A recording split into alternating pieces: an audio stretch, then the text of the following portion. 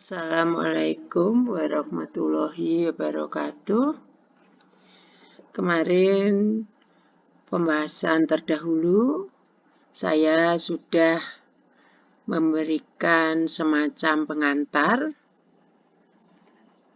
tentang hukum lingkungan. Dan selanjutnya teori-teori tentang hukum lingkungan dan juga bagaimana tentang pembangunan berkelanjutan yang terkait dengan hukum lingkungan serta terkait dengan penegakan hukum lingkungan akan saya bahas secara berurutan, namun yang sifatnya hanya teori dan itu ada di dalam buku. Silahkan Anda untuk memahami kerangka teorinya sendiri. Saya mau masuk langsung kepada bagaimana sih sebenarnya implementasi penegakan hukum lingkungan itu. Ya, jadi ketika Anda menjadi tugas bahwa pelajari hal-hal yang sifatnya kerangka teori tentang hukum lingkungan, kemudian saya bertugas untuk memberikan guidance atau pencerahan bagaimana menegakkan hukum lingkungan terhadap pelanggaran-pelanggaran yang terjadi. Dan selanjutnya nanti kita kaitkan bagaimana sebenarnya pembangunan yang dilaksanakan supaya pembangunan itu tetap berkesinambungan dengan tetap menjaga lingkungan yang baik atau pembangunan yang ramah dengan lingkungan. Pembangunan yang ramah dengan lingkungan, ya pembangunan yang tidak jahat dengan lingkungan, seperti itu. Penegakan hukum lingkungan itu sebenarnya merupakan upaya untuk mencapai ketaatan atau kedisiplinan terhadap peraturan dan persyaratan dalam ketentuan hukum. Nah, ketentuan hukum ini yang mana? Tentu saja ketentuan hukum yang terkait dengan peraturan tentang lingkungan hidup. Nah, ketentuan itu mengikat secara umum dan juga secara individual. Nah, caranya bagaimana? Caranya adalah penegakan itu bisa melalui pengawasan.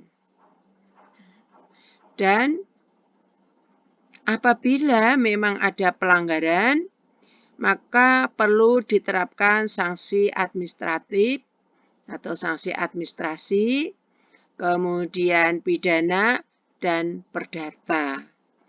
Jadi, yang namanya ketentuan di dalam peraturan perundang-undangan apapun, ya, ketika ada pelanggaran, maka di dalamnya harus ada sanksi, supaya peraturan itu berlaku, ditaati secara efektif.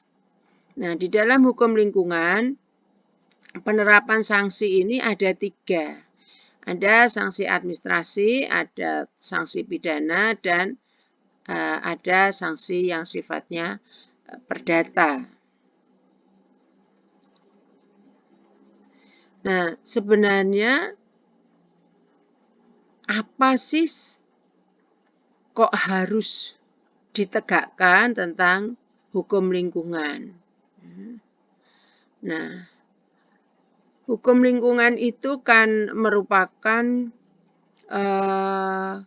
hukum yang mengatur tentang hal-hal yang terkait dengan lingkungan hidup yang nantinya apabila terjadi kerusakan di dalam lingkungan hidup itu akan menimbulkan kerugian yang lebih luas dan akan menimbulkan kerugian yang sifatnya sangat kompleks.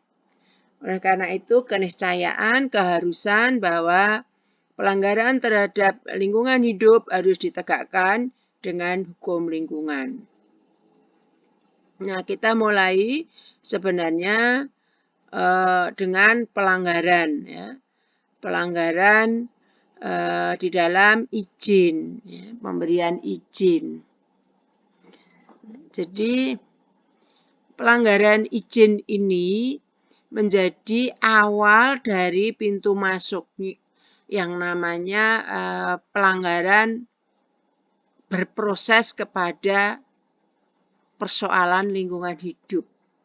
Jadi ini adalah pintu pembuka adanya izin. Ya.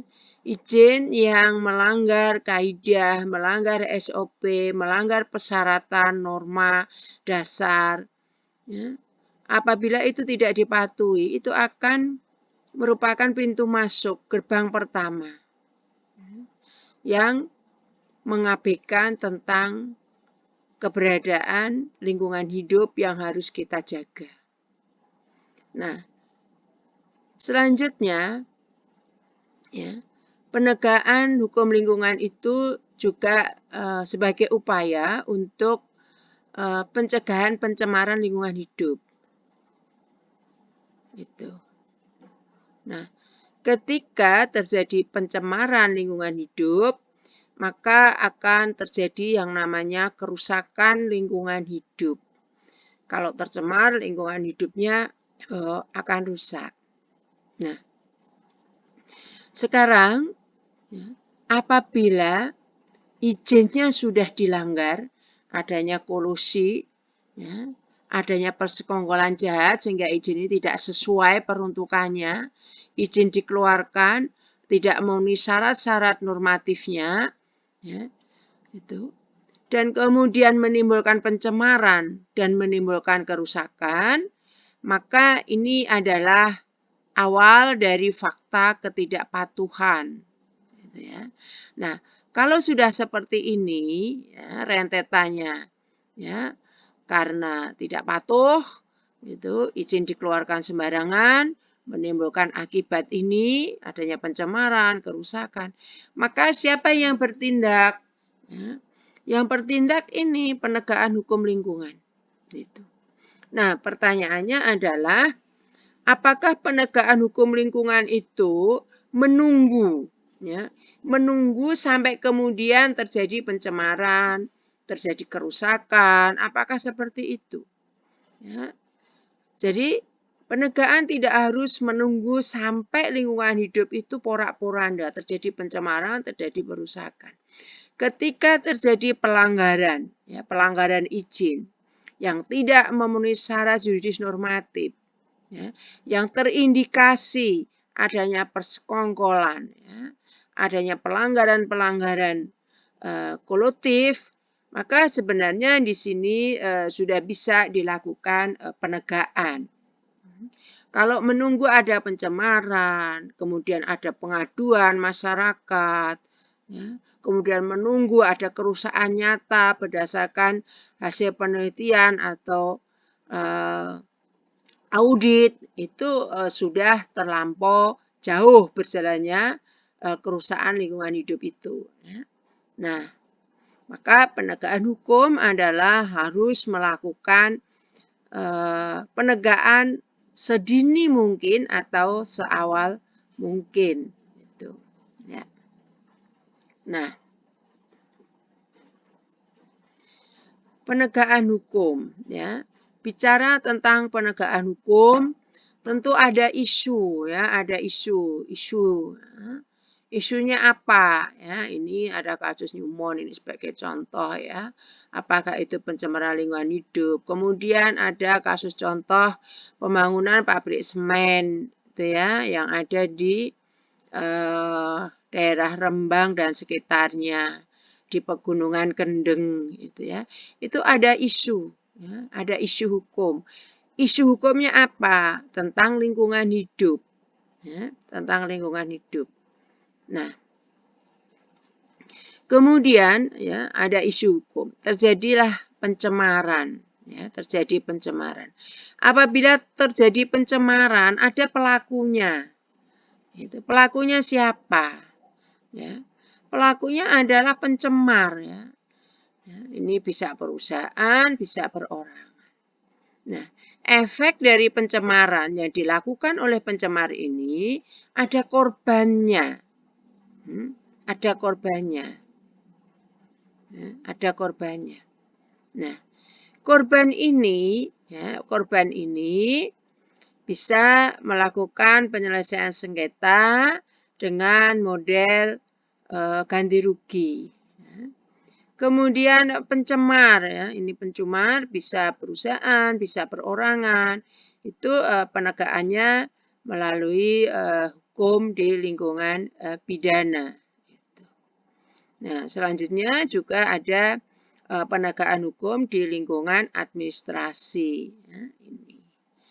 Jadi penegakan hukum bisa melalui beberapa pintu. Pintu masuk penegakan hukumnya untuk dipilih. Ya, mana kira-kira yang lebih efektif, mana kira-kira yang lebih efisien, mana kira-kira yang lebih menguntungkan. Nah, selanjutnya tuh penegakan hukum ini, siapa sih sebenarnya subjek yang melakukan penegakan hukum? Itu siapa? Kalau itu pemerintah, ya ini pemerintah ini maksudnya adalah pemerintah pusat. Ya. Di sana ada Kementerian Khusus Lingkungan Hidup. Maka penegakannya ada di domain tugas pokok dan fungsi di Kementerian Lingkungan Hidup. Nah, kalau di pemerintah provinsi adalah Dinas Lingkungan Hidup yang ada di wilayah provinsi. Kalau pemerintah kabupaten kota sama Dinas Lingkungan Hidup. Ya. Tetapi eksekusinya dilakukan oleh Satpol PP. Nah, sebenarnya di masing-masing daerah, baik kabupaten, kota, provinsi, itu punya perda. Kalau provinsi ya perda provinsi, begitu. Kabupaten, kota juga punya perda. Nah, apabila perda yang dimiliki itu ya mengatur tentang lingkungan hidup, di sana pasti ada bagaimana penegakannya. Bagaimana sanksi yang diberikan? Pelanggaran seperti apa yang menjadi domain dari perda tersebut? Di sana ada semua. Nah, kalau seperti itu, maka perda-perda tersebut itu merupakan domain dari tanggung jawab dinas terkait, yaitu Dinas Lingkungan Hidup. Tetapi penegaknya adalah Satpol PP. Satpol PP ini ada di tingkatan provinsi, juga ada di tingkatan kabupaten kota. Ya. Sepanjang aturan hukumnya berupa perda, maka penegaknya adalah Satpol PP. Ini bicara subjeknya. Nah, kemudian tujuan. Mengapa harus ada penegakan? Ya, harus ada penegakan terhadap pelanggaran lingkungan hidup. Ya. Maka tujuannya adalah meningkatkan kepatuhan.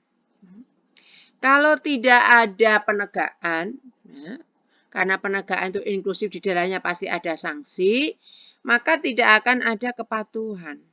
Gitu.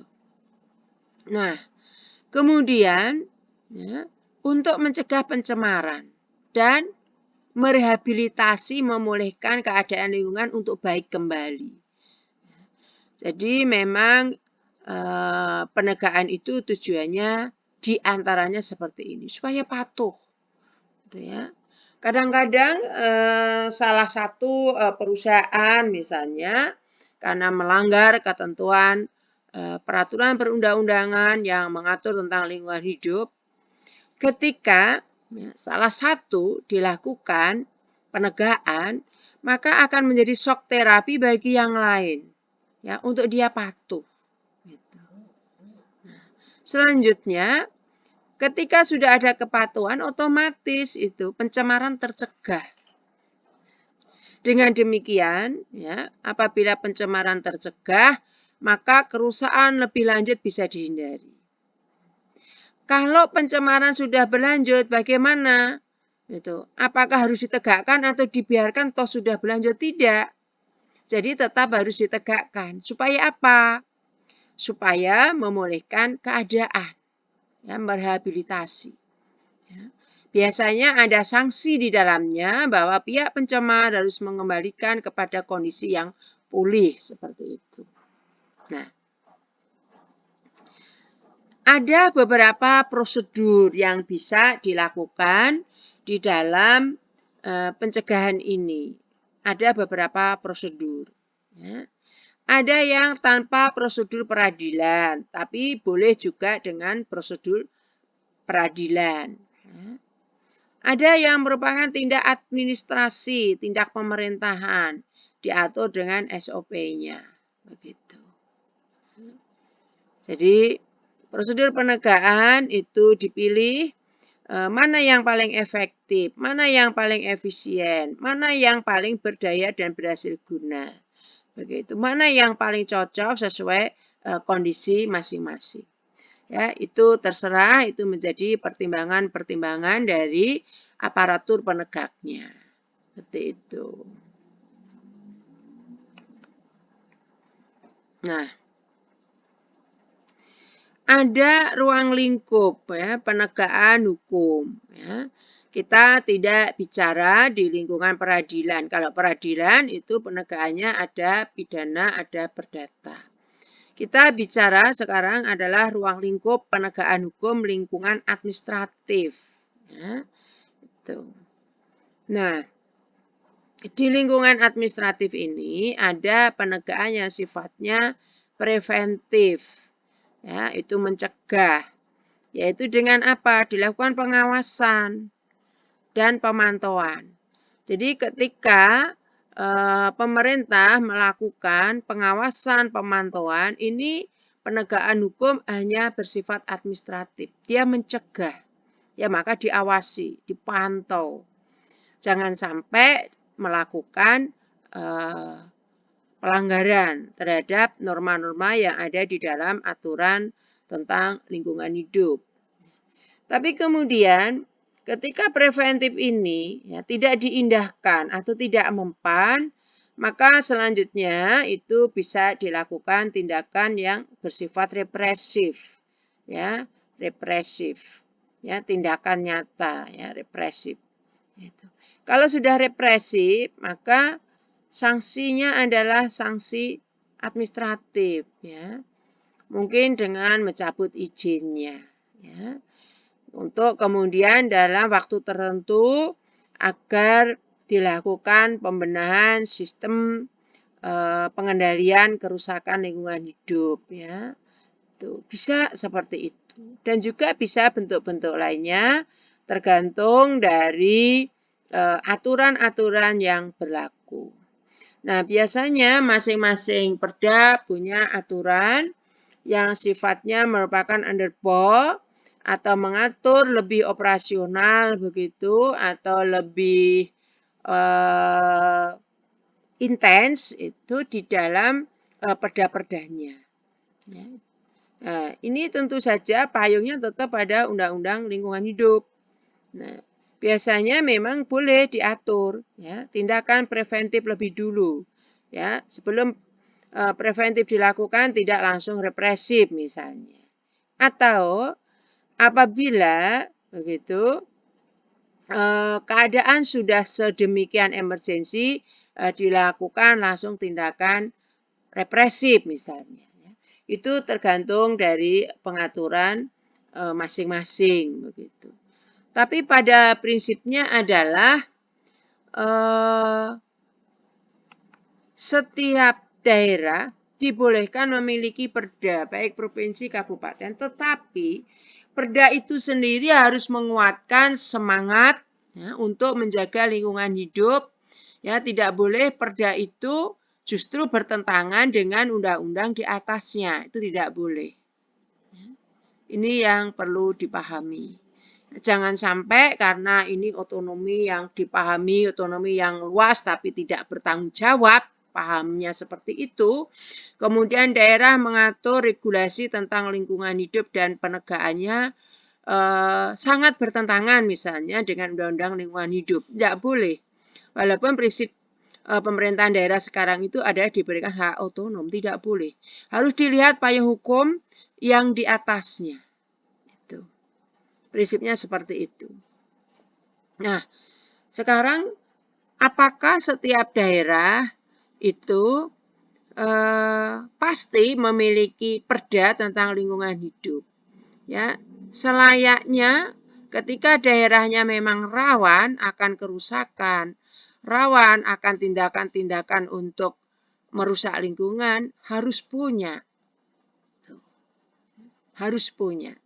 Ya, karena memang setiap daerah punya karakteristik potensi kerusakan yang berbeda-beda. Payung hukumnya sudah ada, Undang-Undang Lingkungan Hidup, silahkan itu menjadi payung hukum yang besar. Silahkan membreakdown, kemudian mengoperasikan. Enggak dilarang untuk melahirkan perda itu. Ya. Yang penting tidak bertentangan, kemudian tidak mengatur hal-hal yang sifatnya lebih begitu permisif terhadap kerusakan lingkungan hidup, tidak boleh. Ya, jadi harus linier, harus loyal kepada peraturan yang lebih tinggi. Seperti itu prinsipnya. Nah, ini perlu saya tekankan karena di era otonomi daerah ini seolah-olah ya kepala daerah bersama perangkatnya seolah-olah dia boleh gitu ya mengatur, ini kan perda kewenangan saya. Dia lupa bahwa otonomi daerah itu masih tetap harus berpijak pada kerangka negara kesatuan Republik Indonesia, bukan negara bagian. Oleh sebab itu, setiap pengaturan yang bersifat spesifik yang melahirkan perda harus selalu undang-undang atau peraturan yang lebih tinggi yang menjadi cantolannya. Ya. Dan yang spesifik, yang lebih khusus gitu ya, tidak boleh bertentangan dengan yang lebih tinggi. Seperti itu. Saya kira ini yang saya jelaskan untuk masalah penegakan hukum. Nanti akan kami lanjutkan untuk masalah berikutnya yang masih tersambung. Wassalamualaikum warahmatullahi wabarakatuh.